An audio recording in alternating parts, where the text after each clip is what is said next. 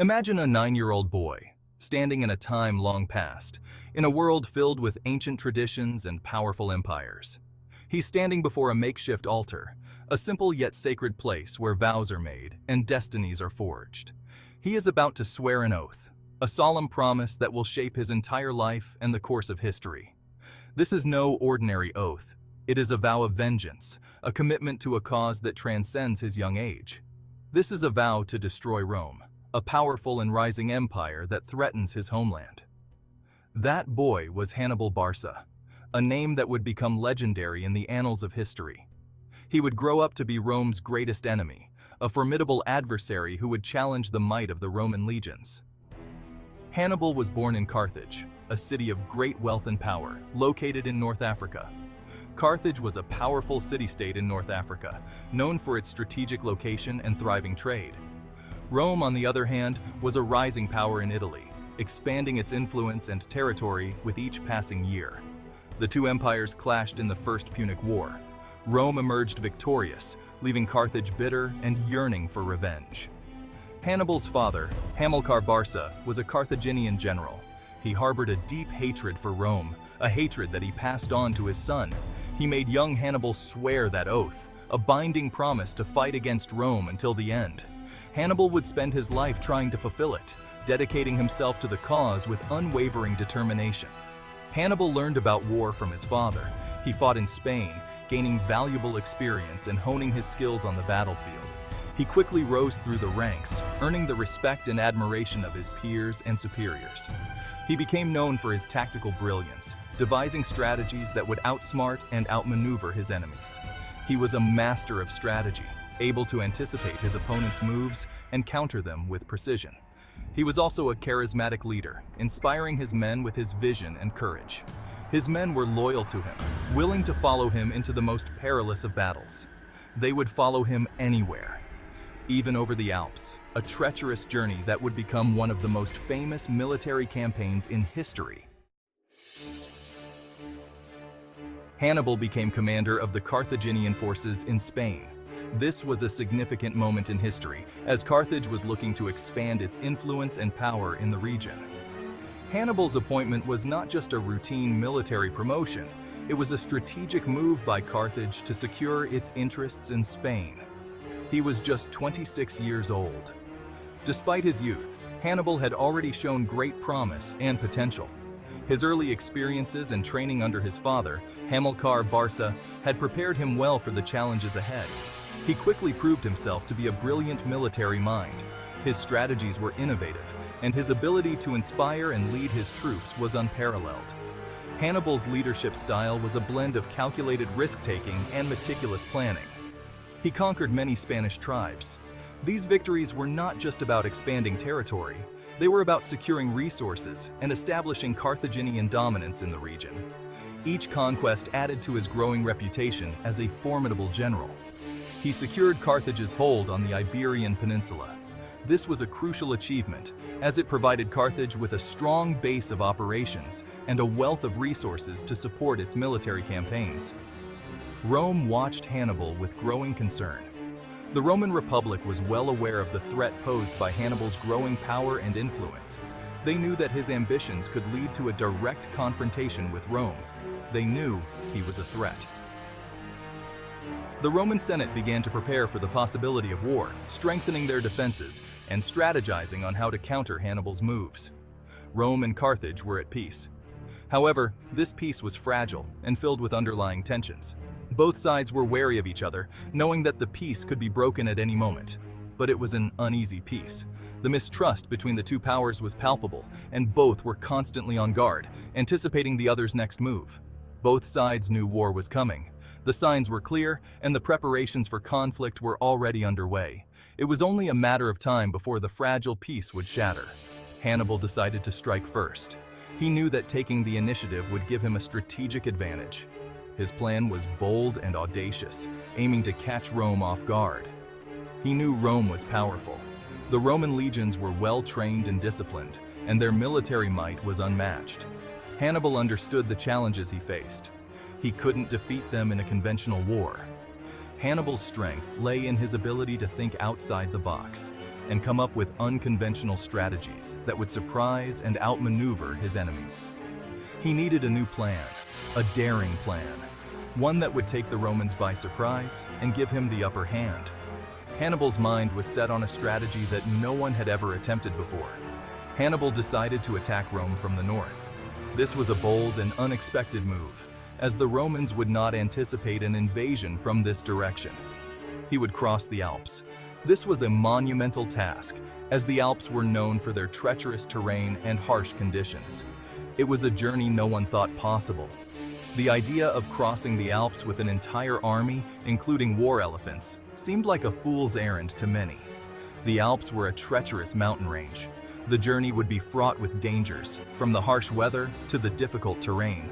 No army had ever crossed them with elephants before. But Hannibal was determined. He believed that this daring move would give him the element of surprise and a strategic advantage over Rome. He would lead his army over the mountains. This was a testament to his leadership and determination, as he inspired his troops to undertake this perilous journey, and he would bring war to Rome's doorstep. Hannibal's bold strategy would forever change the course of history, as he brought the fight to the heart of the Roman Republic. In 218 BC, Hannibal set out from New Carthage, modern-day Cartagena, Spain. He had a large and diverse army. There were Carthaginians, Libyans, Numidians, Gauls, and Iberians. He also brought war elephants. They were his secret weapon. The journey was difficult. The Alps were treacherous. The weather was brutal. Many of Hannibal's men died. So did many of his elephants. But Hannibal never gave up. He inspired his men to keep going. He told them they were fighting for their freedom. They were fighting for Carthage. After 15 grueling days, Hannibal's army reached the summit of the Alps. They had done what everyone thought was impossible. They had crossed the Alps. They were now in Italy. Hannibal's men were exhausted, but they were also exhilarated. They had followed their leader across the mountains. They were ready to face anything. The Romans were caught completely by surprise. They didn't think Hannibal would be able to cross the Alps. They had sent their armies to fight in Spain and Sicily. Now, Hannibal was in Italy. He was ready to strike at the heart of the Roman Republic. Section 5. A String of Victories. Hannibal wasted no time. He quickly marched south. He won several victories against the Romans. The Romans were shocked. They had never faced a general like Hannibal before. He was a master of strategy and tactics. Hannibal won his first major victory at the Battle of Trebia in 218 BC. He used his cavalry to outflank the Romans. He lured them into a trap. The Carthaginians slaughtered the Romans. The following year, Hannibal defeated the Romans again at the Battle of Lake Trasimene. He ambushed the Romans in a narrow valley. He inflicted heavy casualties. The Roman army was almost completely destroyed. Section 6. The Triumph at Cannae. Hannibal's greatest victory came in 216 BC at the Battle of Cannae. This battle is often regarded as one of the most brilliant military maneuvers in history. The Romans had assembled a massive army, one of the largest they had ever fielded. They were confident in their numbers and their strength. They were determined to crush Hannibal and end his threat to Rome once and for all. The Roman commanders meticulously planned their strategy, believing their sheer numbers would guarantee victory. They outnumbered the Carthaginians 2-1, with nearly 80,000 Roman soldiers against Hannibal's 50,000. But Hannibal had a plan. He was a master tactician, known for his ability to outthink and outmaneuver his enemies. Hannibal drew the Romans into a trap. He used a clever strategy to lure them into a vulnerable position. He arranged his army in a crescent shape, with the center deliberately weakened to entice the Romans to attack. The Roman legions charged into the center of the Carthaginian line, believing they were breaking through Hannibal's defenses. They thought they were breaking through, but it was all part of Hannibal's plan. But Hannibal's troops held firm. Then, at the perfect moment, Hannibal's cavalry attacked from the flanks. They hit the Romans from the rear, causing chaos and confusion among the Roman ranks. The Roman army was surrounded. They were trapped with no way to escape. The Carthaginians slaughtered the Romans. The Roman soldiers were overwhelmed and outmatched. It was a crushing defeat for Rome, with tens of thousands of Roman soldiers killed or captured.